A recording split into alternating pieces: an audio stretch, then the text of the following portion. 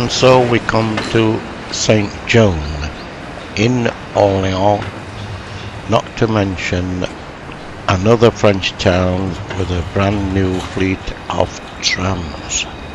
Joan of Arc is the supreme national heroine, a virgin warrior, patriot and martyr, whose shining self-belief turned the tide of the 100 Years' War against the English.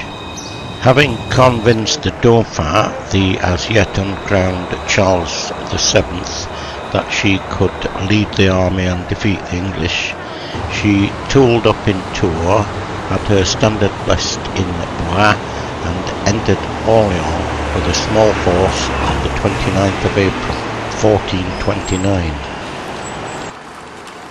Within a week she had defeated the English, who were besieging Orléans, and turned the tide of the 100 Years' War. We're going across now to see the cathedral at Orléans. Joan wouldn't have seen this building because the original cathedral was completely destroyed by the Huguenots in the 16th century. This new cathedral, the only one I've ever seen with an underground car park, wasn't completed until the 19th century. Joan of Arc is revered throughout France and is indeed their national saint, but especially revered in this area of the Loire Valley, the scene of some of her major triumphs. Incidentally, it seems to me that the chateau in which she persuaded the Dauphin to give her the command of the army and announce her triumph at Orléans, etc., depends on where you are, and each chateau likes to claim that privilege.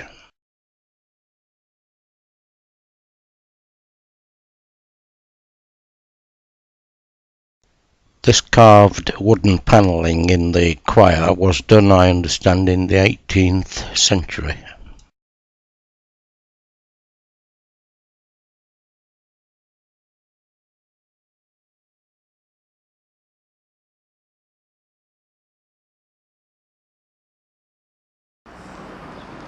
After a look at the west end of this Cathedral of Santa Croix, let's walk over and have a look at Hôtel Grolou.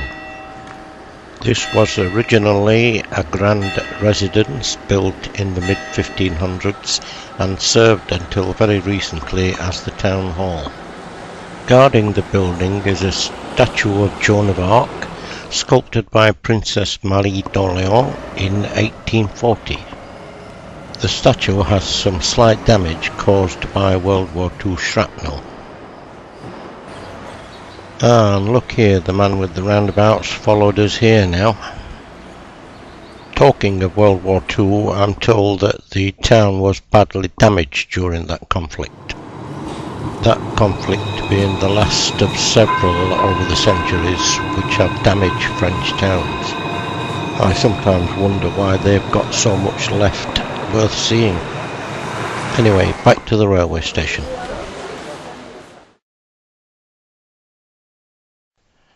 The train back to Tours stops at Blois, and that's our next visit.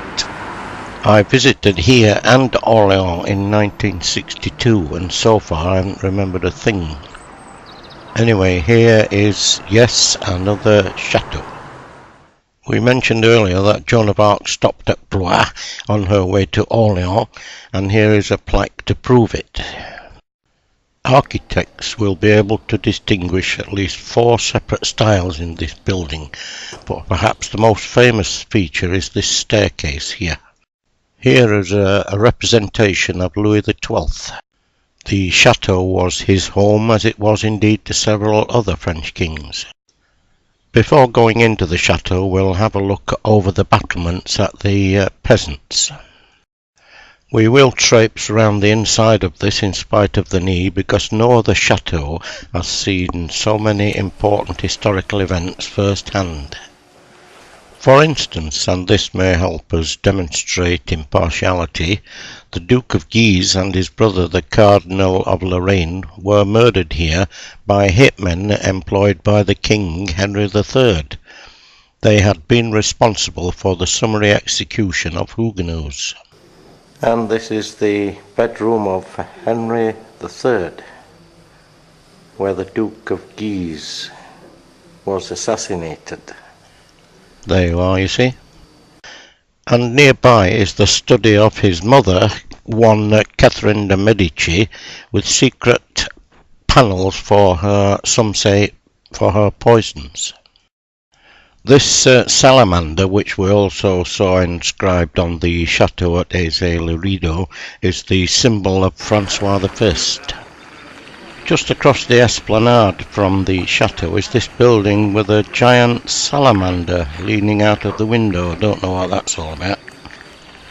Anyway, me and Miney eventually made it down these steps to have a look round the town itself. We have to have a look at the River Loire again, of course, but I'm afraid my excursion round the town wasn't as extensive as I would have liked. Thanks again, Lois. Anyway, we walked through some of the streets rather slowly, and I want to preserve some use of the lake because on the way back to Tours, the train also stops at Amboise, which we must have a little look at. Perhaps I should have come up by that horse and cart.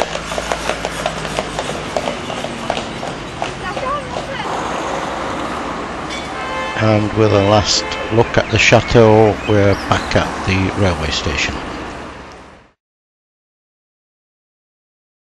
It's quite a hike down from the railway station just to get to this bridge, and this bridge seemed about 3 miles long.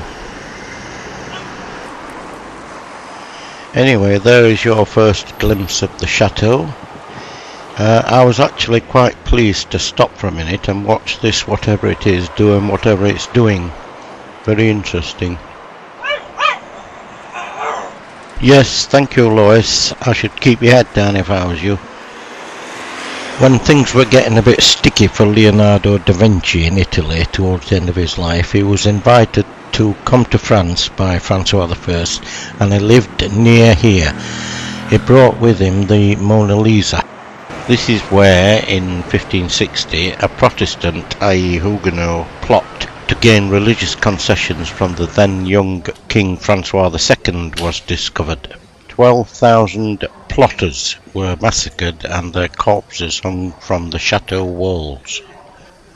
There were several reasons why I didn't troop round the chateau itself, but I did manage to see on top of the walls here this Chapelle Saint-Hubert, where Leonardo da Vinci is reputed to be buried.